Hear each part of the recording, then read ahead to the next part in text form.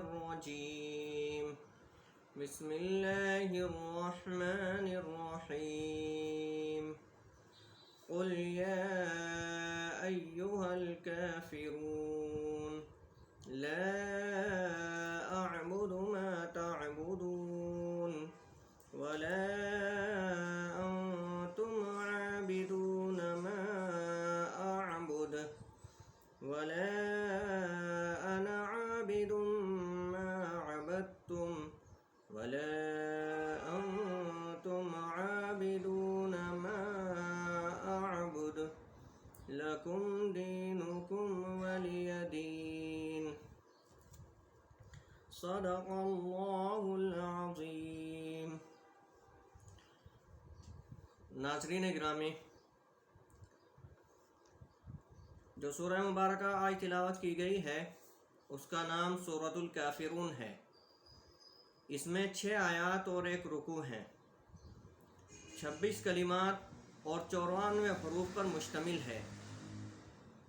اس سورہ مبارکہ کی بڑی فضیلت آئی ہے۔ آپ صلی اللہ علیہ وسلم طواف کی 2 رکعتوں میں فجر اور مغرب کی سنتوں میں سورہ کافرون اور سورہ اخلاص پڑھا کرتے تھے۔ حضرت جبیر ابن مطعم رضی اللہ تعالیٰ عنہ فرماتے ہیں کہ مجھ سے رسول کریم صلی اللہ علیہ وسلم نے فرمایا کہ جبیر،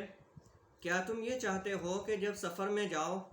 تو اپنے تمام دوستوں سے، احباب سے اور رفیق سفر جو ہیں ان سے مالی اعتبار سے فائق ہو جاؤ؟ تو حضرت جبیر ابن مطعم نے کہا کہ ہاں اللہ کے رسول، میں یہ چاہتا ہوں۔ تو آپ صلی اللہ علیہ وسلم نے ارشاد فرمایا کہ سورہ کافرون سے لے کر آخر سورت تک،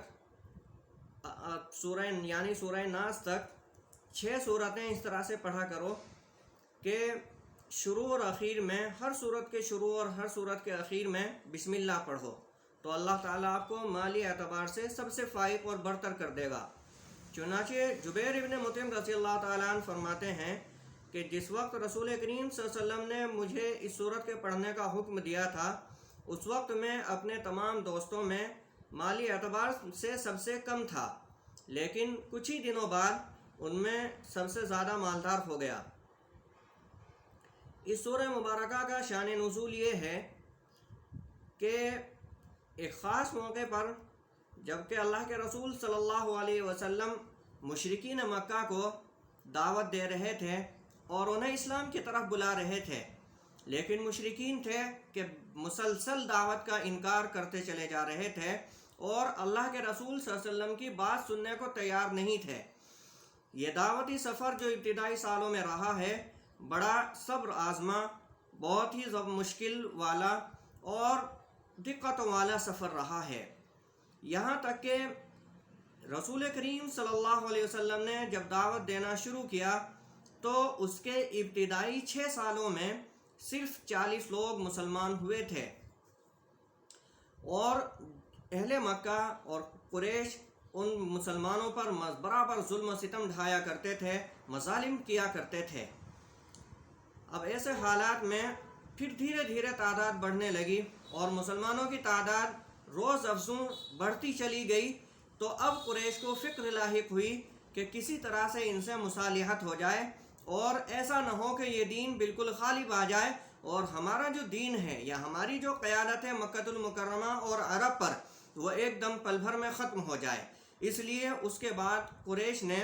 مصالحت کی کوشش شروع کی اور مختلف مواقع پر مصالحت کے جو پیغامات ہیں وہ اللہ کے رسول صلی اللہ علیہ وسلم کے پاس آتے رہے۔ چنانچہ انہی میں سے ایک واقعہ یہ ہے، ابن اسحاق رضی اللہ تعالیٰ عنہ حضرت ابن عباس رضی اللہ تعالیٰ عنہ سے روایت کرتے ہیں کہ ایک موقع پر ایک وفد اللہ کے رسول صلی اللہ علیہ وسلم کی خدمت میں حاضر ہوا، جن میں ولید بن مغیرہ، عاص بن وائل، اسود بن عبد المطلب اور امیہ ابن خلف وغیرہ تھے۔ ان لوگوں نے آ کر اللہ کے رسول صلی اللہ علیہ وسلم سے یہ گزارش کی کہ آپ جو ہے وہ ہمارے معبودوں کی برائی کرنا بند کر دیجئے، اور اس بات پر ہم لوگ معاہدہ کر لیتے ہیں کہ 1 سال ہم آپ کے معبود کی یعنی صرف اللہ کی عبادت کریں گے اور 1 سال کے لیے آپ ہمارے بتوں کی عبادت کریں گے۔ لیکن اللہ کے رسول صلی اللہ علیہ وسلم نے ان کی اس بات سے انکار کر دیا اور کہا کہ کفر و شرک پر کوئی معاہدہ نہیں ہو سکتا۔ ابو صالح کی روایت میں یہاں تک آتا ہے کہ ان مشرکین نے اللہ کے رسول صلی اللہ علیہ وسلم کو یہ آفر بھی کی کہ آپ صرف ہمارے بتوں کو ہاتھ لگا دیجئے تو پھر ہم آپ کے رب کی عبادت کرنے لگیں گے۔ لیکن ظاہر سی بات ہے اللہ کے رسول صلی اللہ علیہ وسلم کی ذات مبارک کی طرف سے یہ آفر بھی ٹھکرا دی گئی اور اسے قبول نہیں کیا گیا۔ ایک اور دوسری روایت میں آتا ہے کہ کفار کے کچھ سرکردہ اور سربراہدہ لوگوں نے حضرت ابن عباس رضی اللہ تعالی عنہ کی معرفت اللہ کے رسول صلی اللہ علیہ وسلم کے پاس پیغام بھجوایا کہ اگر آپ جو دین کی دعوت دے رہے ہیں اس سے آپ کا مقصد سلطنت حاصل کرنا ہے تو ہم آپ کو اپنا سردار بنا لیتے ہیں اور بالاتفاق آپ ہمارے سردار بن جائیں گے اور اس طرح سے سلطنت آپ کو مل جائے گی۔ اور اگر آپ کا مقصد مال حاصل کرنا ہے تو ہم سب کے سب جمع ہو کر اتنا مال آپ کے لیے اکٹھا کر دیتے ہیں کہ آپ مکہ المکرمہ میں سب سے زیادہ مالدار بن جائیں گے۔ اور اگر اس دعوت کا مقصد کسی خوبصورت لڑکی سے شادی کرنا ہے تو ہم قبائل قریش کی جو سب سے حسین جمیل لڑکی ہے وہ آپ کی خدمت میں پیش کر دیتے ہیں۔ اب ان سارے آفرز کا جواب بھی ظاہر سی بات ہے اللہ کے رسول صلی اللہ علیہ وسلم کی جانب سے یہ آیا کہ یہ دعوت کا جو سلسلہ شروع کیا گیا ہے وہ کسی سلطنت کو حاصل کرنے کے لیے، مال و دولت کے حصول کے لیے یا کسی لڑکی سے نکاح کے لیے نہیں کیا گیا ہے، بلکہ یہ میرا ایک منصب ہے، یہ میری ایک ذمہ داری ہے۔ اللہ رب العزت نے مجھے پیغمبر اور رسول بنا کر بھیجا ہے، میسنجر بنا کر بھیجا ہے، مجھے تو اپنا کام کرنا ہے، اپنی ذمہ داری سے سبکدوش ہونا ہے۔ چنانچہ اللہ کے رسول صلی اللہ علیہ وسلم نے اس وقت حضرت ابن عباس رضی اللہ تعالیٰ عنہ سے یہی بات ارشاد فرمائی کہ میں تو صرف دعوت دینے کی بات کر رہا ہوں اور دعوت کے سلسلے میں میرا کوئی ذاتی مقصد نہیں ہے اور دنیاوی کوئی غرض اس کے پیچھے پوشیدہ نہیں ہے۔ تو اسی کے بعد حضرت جبریل علیہ السلام پھر حضرت عباس رضی اللہ تعالیٰ عنہ کے بعد جو ہے یہ باقاعدہ ایک وفد آیا جس نے اللہ کے رسول صلی اللہ علیہ وسلم کو یہ آفر کی کہ 1 سال تک آپ ہمارے معبودوں کی عبادت کیا کریں اور 1 سال ہم آپ کے معبود کی عبادت کر لیتے ہیں۔ اس طرح سے مکے میں جو خلفشار پیدا ہو گیا ہے وہ ختم ہو جائے گا اور ہماری مصالحت ہو جائے گی۔ لیکن اس کے جواب میں حضرت جبریل علیہ السلام یہ سورہ مبارکہ لے کر نازل ہوئے اور یہ سورہ کافرون مکہ کے بالکل آخری دور کی صورت ہے۔ ظاہر سی بات ہے جب کوئی پیغمبر اپنی قوم کو دعوت دینا شروع کرتے ہیں اور مسلسل رات دن لگاتار ان پر محنت ہوتی رہتی ہے، دعوت و تبلیغ کا پیغام ان تک پہنچایا جاتا ہے، توحید کا پیغام دیا جاتا ہے اور قوم اس کے جواب میں پیغمبر کی جان کے در پہ ہو جاتی ہے اور انہیں قتل کرنے تک کے منصوبے بنانا شروع کر دیتی ہے۔ اور جب پیغمبر اپنی دعوت کے سلسلے میں جو ہے حجت تمام کر دیتے ہیں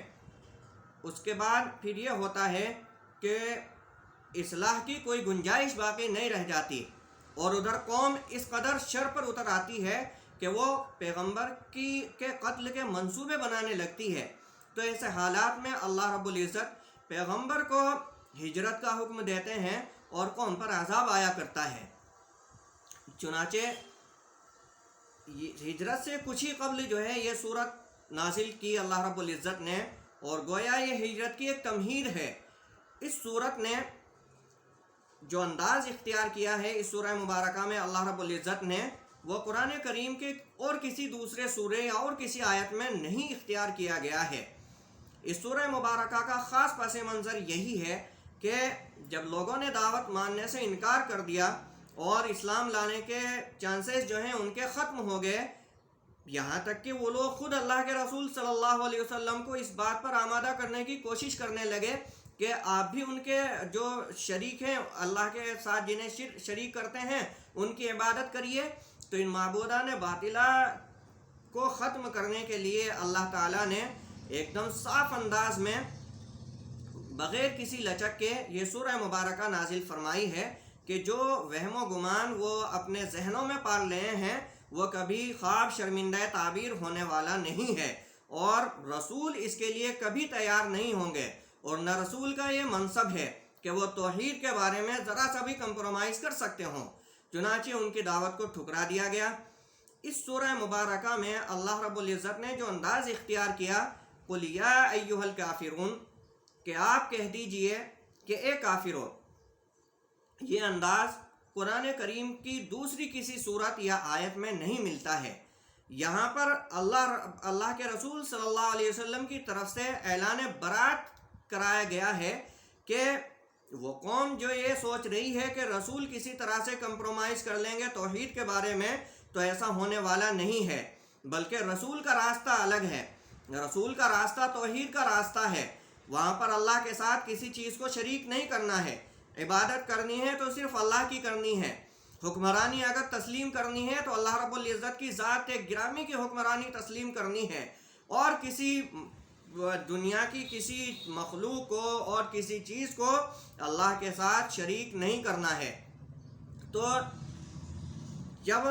حجت تمام ہو جاتی ہے اور رسول اپنی دعوت کا جو فریضہ تھا اسے مکمل طور پر ادا کر دیتے ہیں، تو پھر اس کے بعد نرم انداز میں بات نہیں کی جاتی ہے، جارحانہ انداز اختیار کیا جاتا ہے۔ اور اسی لیے اس سورہ مبارکہ میں ڈائریکٹ انہیں یا ایھا الکافرون کہا کہ کافرو، کس چیز کی طرف آپ اللہ کے رسول کو دعوت دے رہے ہو؟ کون سے کمپرومائز کرنے کی بات کر رہے ہو؟ توحید کے بارے میں ذرا سی بھی بات برداشت نہیں ہو سکتی ہے، کیوں شرک کریں گے اللہ کے رسول؟ سورہ کافرون میں، اور پھر سورہ کافرون کے بعد جو اور 3 سورتیں ہیں جو قل سے شروع ہوتی ہیں، ان میں یہ قل لانا ایک خاص رمز کی طرف اشارہ کرتا ہے، اور وہ خاص رمز یہ ہے کہ اللہ رب العزت نے رسول کریم صلی اللہ علیہ وسلم کی زبانی یہ بات کہلوائی کہ قل، آپ کہہ دیجئے اے اللہ کے رسول کہ کافرو، میں ان معبودوں کی عبادت نہیں کرتا ہوں جن کی آپ عبادت کرتے ہو، یا میں نہیں کروں گا ان معبودوں کی عبادت جن کی عبادت آپ کر رہے ہو۔ تو قل لانے سے مراد یہاں پر یہ ہے کہ رسول کریم صلی اللہ علیہ وسلم کے ذریعے سے قوم کو یہ بتا دیا گیا، باور کرا دیا گیا کہ میں جو آپ کو معبودان باطلہ سے ہٹنے کی بات کر رہا ہوں اور ان کی عبادت کرنے سے انکار کرتا ہوں، اور آپ کو اس کے لیے تیار کرتا ہوں کہ آپ شرک نہ کریں، اللہ کے ساتھ کسی کو شریک نہ کریں، اس کے پیچھے مقصد یہ ہے کہ یہ میرا فریضہ ہے، یہ میرا منصب ہے۔ اللہ رب العزت نے مجھے رسول بنا کر بھیجا ہے اور مجھے تمام قوم کو دعوت دینی ہے، تو میرا جو یہ انداز ہے دعوت کا، اس کا مقصد معبودان باطلہ کی توہین کرنا نہیں ہے، بلکہ مقصد یہ ہے کہ توحید کا اتمام کر دینا ہے، توحید کا پیغام ہر آدمی تک بے کم و کاست پہنچا دینا ہے۔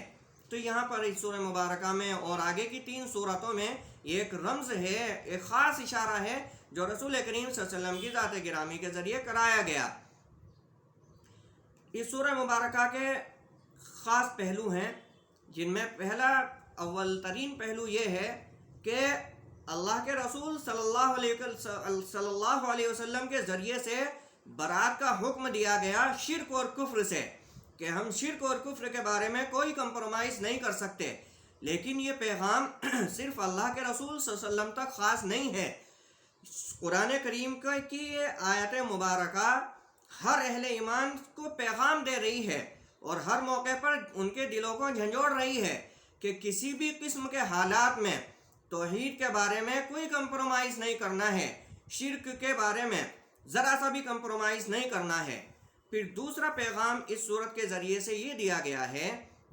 کہ یہاں پر کافر کا لفظ استعمال کیا گیا، اور کافر کا لفظ جو ہے وہ کسی گالی کی طرح استعمال نہیں ہوا ہے، بلکہ ہمارے یہاں بہت ساری اصطلاحات ہوتی ہیں۔ مثلاً ایک آدمی کام کرنے والا ہوتا ہے، اسے کام کرنے والا کہا جاتا ہے، اور جو آدمی گھر میں پڑا رہتا ہے اپنی تجارت کے لیے، ذریعہ معاش کے لیے کوئی کام نہیں کرتا، لوگ ہماری زبان میں اسے نا کروا کہتے ہیں، تو وہ کوئی ایک گالی نہیں ہے، بلکہ انسان کی جو اصل حالت ہے، کنڈیشن ہے، اس کو بتانے کے لیے ہے۔ اسی طرح سے انگریزی میں جو لوگ اہل ایمان ہیں ان کو بلیور کہا جاتا ہے، بلیورس، یعنی ایمان لانے والے، یقین کرنے والے، اللہ کی ذات کو ماننے والے۔ اور جو لوگ ایمان لانے والے نہیں ہیں انہیں ان بلیور کہا جاتا ہے، ان بلیورس، یعنی یقین نہ لانے والے۔ تو کافر کا مطلب ہے انکار کرنے والا، یعنی توحید کا جو پیغام کسی بھی زمانے میں اس کو دیا جاتا ہے وہ اس کو نہیں سنتا ہے، اس پر لبیک نہیں کہتا ہے، معبودان باطلا کو اللہ کے ساتھ شریک کرتا ہے، تو اس لیے اسے کافر کہا جاتا ہے۔ تو کافر ایک گالی نہیں ہے بلکہ ایک آئیڈینٹی ہے کسی انسان کی، کہ انسان یا تو مومن ہوگا یا کافر ہوگا، اللہ کی بات کو مانے گا، رسول کے پیغام کو مانے گا تو ایمان والوں میں شمار ہوگا، اور پیغام نہیں مانے گا تو پھر وہ کافر ہوگا۔ تیسری خاص بات یہ ہے کہ ان کو کافر کہنا، ان کی ذات کے بارے میں کافر نہیں کہا جا رہا ہے بلکہ ان کی صفت کی بنیاد پر کافر کہا جا رہا ہے۔ یعنی کوئی کافر بھی اسی وقت تک ہے جب تک وہ ایمان نہیں لاتا۔ اگر وہ ایمان لے آتا ہے، توحید کا راستہ اختیار کر لیتا ہے، تو یہ صفت اس کی ختم ہو جاتی ہے۔ کفر کی صفت ختم ہو گئی تو وہ ایمان میں شامل ہو گیا، اہل ایمان میں داخل ہو گیا، اب وہ کافر نہیں رہا۔ تو بہرحال یہ پیغام بھی ہے اس سورہ مبارکہ میں کہ پھر اس کے بعد اللہ کے رسول صلی اللہ علیہ وسلم کے ذریعے سے اعلان کرایا گیا، قُلْ يَا أَيُّهَا الْكَافِرُونَ، آپ کہہ دیجئے کہ کافرو، لا اعبد ما تعبدون، میں عبادت نہیں کرتا ہوں اس کی جس کی تم عبادت کرتے ہو۔ ما تعبدون میں ان کے تمام معبودان باطلہ شامل ہیں، چاہے وہ کسی پتھر کی مورتی کی عبادت کرتے ہوں، کسی دیوی کی عبادت کرتے ہوں، کسی دیوتا کی عبادت کرتے ہوں، شجر و حجر کو پوجتے ہوں، سمندر اور دریا کو پوجتے ہوں، آسمان و زمین کو پوجتے ہوں، چاند اور ستاروں کو پوجتے ہوں، سورج کی پرستش کرتے ہوں، جتنے بھی معبودان باطلہ ہیں سب اس میں شامل ہو جاتے ہیں۔ اور اللہ کے رسول صلی اللہ علیہ وسلم ہر معبود باطل کی تردید کر رہے ہیں کہ میں کسی بھی ایسے معبود کو نہیں مانتا جسے اللہ کے ساتھ شریک کیا جاتا ہو، میں تو خالص اللہ رب العزت کو مانتا ہوں، توحید کا ماننے والا ہوں۔ وَلَا أَنْتُمْ عَابِدُونَ مَا أَعْبُدُ، نہ تم عبادت کرنے والے ہو اس کی جس کی میں عبادت کرتا ہوں۔ یعنی آپ کے اندر کیا جو ایک غرور ہے، تکبر ہے، کبر ہے، ضد ہے، عناد ہے، یہ آپ کو اس چیز کے لیے مائل ہی نہیں کر پا رہا ہے کہ آپ توحید کا صاف شفاف پیغام قبول کر سکتے ہوں، دل اس کے لیے آپ کے تیار ہی نہیں ہے۔ بعض مفسرین نے فرمایا ہے کہ یہ اعلان ان لوگوں کے لیے تھا جن کے بارے میں باور ہو چکا تھا کہ یہ کفر پر ہی مرنے والے ہیں، اور جن لوگوں کے بارے میں گنجائش تھی کہ یہ بات کو قبول کر سکتے ہیں، توحید اختیار کر سکتے ہیں، تو ان کے لیے پیغام نہیں ہے۔ جیسا کہ دیکھنے کو بھی ملا کہ اس سورہ مبارکہ کے نازل ہونے کے بعد بہت سارے لوگ جو ہیں مکۃ المکرمہ کے ایمان لے کر آئے۔ تو یہاں پر پھر مقرر اللہ کے رسول صلی اللہ علیہ وسلم کی زبانی اعلان کرایا جاتا ہے، وَلَا أَنَا عَابِدٌ مَا عَبَدتُّمْ، اور نہ میں عبادت کروں گا اس کی جس کی تم عبادت کرتے ہو، وَلَا أَنْتُمْ عَابِدُونَ مَا أَعْبُدُ، اور نہ تم اس کی عبادت کرنے والے ہو جس کی عبادت میں کر رہا ہوں۔ یہاں آیات مبارکہ میں تکرار ہے، لفظی تکرار بھی ہے اور معنوی تکرار بھی ہے، اور اس سے مقصود تاکید ہے، یعنی جو آفر آپ نے پیش کی ہے اس میں کسی قسم کی کوئی گنجائش نہیں ہے۔ اب آپ کے اختیار میں ہے کہ اگر آپ توحید کا پیغام قبول کر سکتے ہیں تو قبول کریے، نہیں قبول کر سکتے تو پھر شرک کے بارے میں کوئی مصالحت نہیں ہو سکتی۔ یہاں پر تو صاف شفاف توحید کا پیغام چلے گا، اس کے علاوہ اور کوئی سکہ یہاں رائج نہیں ہے۔ لَكُمْ دِينُكُمْ وَلِيَ دِين، تمہارے لیے تمہارا دین ہے اور میرے لیے میرا دین ہے۔ یہاں دین سے مراد، بعض حضرات نے دینکم سے مراد شرک لیا ہے، یعنی اگر آپ ہٹ دھرمی کر رہے ہو اور شرک سے ہٹنے کے لیے تیار ہی نہیں ہو تو آپ شرک پہ ڈٹے رہیں۔ اور ولی دین سے مراد توحید ہے کہ میں توحید پر قائم رہتا ہوں، آپ شرک پر قائم رہیں۔ انجام آپ کو پتہ چل جائے گا جب اللہ رب العزت کے پاس جائیں گے۔ اور بعض لوگوں نے دین سے مراد انجام اور جزا لیا ہے کہ یعنی تمہارے لیے جو کام کر رہے ہو، شرک کر رہے ہو، اس کا بدلہ اللہ رب العزت تمہیں آخرت میں دے گا کہ ہمیشہ ہمیشہ جہنم میں جلنا پڑے گا۔ اور یہاں پر جو لفظ دین آیا ہے، اس سے یہ ثابت نہیں ہوتا کہ اسلام جو ہے انہیں کفر پر ڈٹے رہنے کی اجازت دیتا ہے یا ان کی حوصلہ افزائی کرتا ہے، بلکہ یہ خبر کی طرح ہے کہ یعنی اللہ رب العزت کی طرف سے ایک خبر دی جا رہی ہے کہ یہ لوگ دین کو، ان میں سے بعض لوگ ایسے ہیں جن کے دلوں کی تختی ایسی سیاہ ہو چکی ہے کہ توحید کا صاف شفاف پیغام ان کے دلوں پر اثر ہی نہیں کر پا رہا ہے، وہ شرک کی ایسی نجاست میں لت پت ہیں کہ وہ توحید کی شفافیت کو سمجھ ہی نہیں پا رہے ہیں۔ تو مراد یہاں پر یہی ہے، یہ نہیں ہے کہ اسلام جو ہے ان کی حوصلہ افزائی کرتا ہو کہ ٹھیک ہے آپ کفر کرتے رہیں، اور اسلام کا تو ماننا ہی یہی ہے، اسلام کی تعلیم ہی یہی ہے کہ صاف شفاف توحید کی تعلیم دی جاتی ہے اور اسی کا مطالبہ کیا جاتا ہے۔ سورہ بینہ آیت نمبر 5 میں اللہ رب العزت نے ارشاد فرمایا وَمَا أُمِرُوا إِلَّا لِيَعْبُدُوا اللَّهَ مُخْلِصِينَ لَهُ الدِّينَ، کہ ان لوگوں کو تو صرف یہی حکم دیا گیا کہ وہ صرف خالصتاً اللہ کی عبادت کریں اور اللہ کی جانب یکسو ہو کر عبادت کریں، اس کے ساتھ کسی کو شریک نہ کرتے ہوں۔ ایک حدیث قدسی میں اللہ کے رسول صلی اللہ علیہ وسلم نے ارشاد فرمایا، حضرت عائشہ صدیقہ رضی اللہ تعالیٰ عنہ سے روایت ہے، انا اغنى الشركاء یعنی شرک من عمل عملا اشرک فیہ معی غیری ترکتہ وشرکہ، کہ اللہ رب العزت ارشاد فرماتا ہے کہ رسول کریم صلی اللہ علیہ وسلم ارشاد فرماتے ہیں کہ اللہ تعالیٰ ارشاد فرماتا ہے کہ میں شرک کرنے والوں کے شرک سے بے نیاز ہوں۔ جس آدمی نے کوئی ایسا کام کیا جس میں میرے ساتھ کسی اور کو بھی شریک بنا لیا تو میں اس کو بھی اور اس کے عمل کو بھی چھوڑ دیتا ہوں، یعنی وہ عمل اللہ کے دربار میں قبول ہی نہیں ہوتا، منہ پر مار دیا جاتا ہے کہ جنہیں اللہ کے ساتھ شریک کیا تھا انہی سے اپنا بدلہ بھی لے لیا جائے۔ اب یہاں پر ایک آخری بات یہ رہ جاتی ہے کہ جیسا کہ آئے دن خاص طور سے ہمارے اس ملک میں جو ہم یہاں پر ذہنی غلامی کی زندگی گزار رہے ہیں، بعض مناظر ہمیں ایسے دیکھنے کو ملتے ہیں کہ کفار کی مشابہت اختیار کر لی جاتی ہے اور اتحاد کے لیے اور کون کون سے فریب دے کر اپنے نفس کو اور دوسرے لوگوں کو ان مجلسوں میں، محفلوں میں شریک ہوا جاتا ہے۔ جیسے ہولی کے تہوار ہیں کہ ایک رواج سا چل گیا ہے کہ بعض لوگ جو ہیں ہولی کھیل لیتے ہیں غیر مسلم لوگوں کے ساتھ، ظاہر سی بات ہے یہ ان کا شعار ہے اور اسلام اس کی سخت مخالفت کرتا ہے کہ ہم کسی مشرک کا، کسی کافر کا، کسی عیسائی کا، کسی یہودی کا جو مذہبی شعار ہے اسے اختیار نہیں کر سکتے۔ اور اسی طرح سے اور بھی دوسرے معاملات ہیں، پتہ لگتا ہے کہ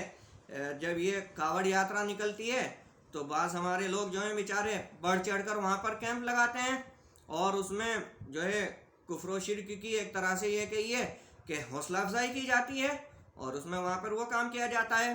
حالانکہ کیمپ لگانے کی ضرورت ہے دعوت کی، کہ وہ تو بہترین موقع ہے کہ ان لوگوں کو جن پر مذہبی خمار چڑھا ہوا ہے اور وہ عقیدت کی وجہ سے وہاں پر جا رہے ہیں تو انہیں صحیح راستہ دکھایا جائے کہ بھئی یہ اتنی زیادہ جسمانی ریاضت اور محنت کر کے جو آپ کام کر رہے ہیں وہ بھی آپ کو کامیابی کی طرف راستہ ایسا نہیں ہے جو کامیابی کی طرف لے جائے گا۔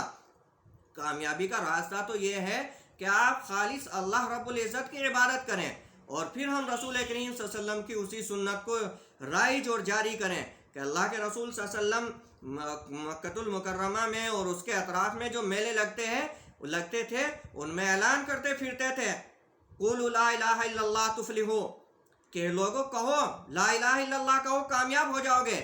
کیا ہو گیا ہماری مسلمان قوم کو کہ وہ لوگ اتحاد اور کون سے نعرے لے کر جو ہے شرک کی محفلوں میں شریک ہو جائیں، مشرکین کے ساتھ شریک ہوں ان کے دینی شاعر میں۔ شرم نہیں آتی ایسا کام کرتے ہوئے؟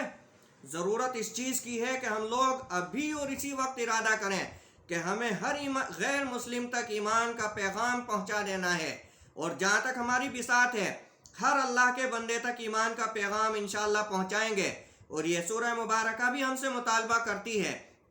کہ ہم جہاں بھی زندگی گزاریں، جس جگہ بھی زندگی گزاریں،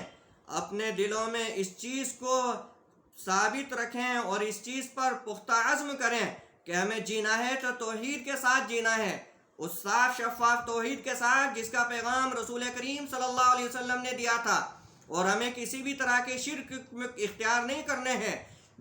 دوسروں کے جو دینی شعائر ہیں ان میں حصے دار نہیں بننا ہے، ہمیں آخرت کی بازپرس سے بچنا ہے اور لوگوں تک ایمان کا پیغام، اسلام کا پیغام پہنچا دینا ہے۔ شرک کی ہمیشہ کی جو ذلت ہے، رسوائی ہے، اس سے نکال کر توحید کی کامیابی اور فلاح کی طرف لانا ہے۔ تو دعا کیجئے کہ اللہ رب العزت ہمیں عمل کی توفیق عطا فرمائے اور ہمیں اسلام کا پیغام تمام انسانوں تک پہنچانے کی توفیق عطا فرمائے۔ وآخر دعوانا ان الحمد للہ رب العالمین۔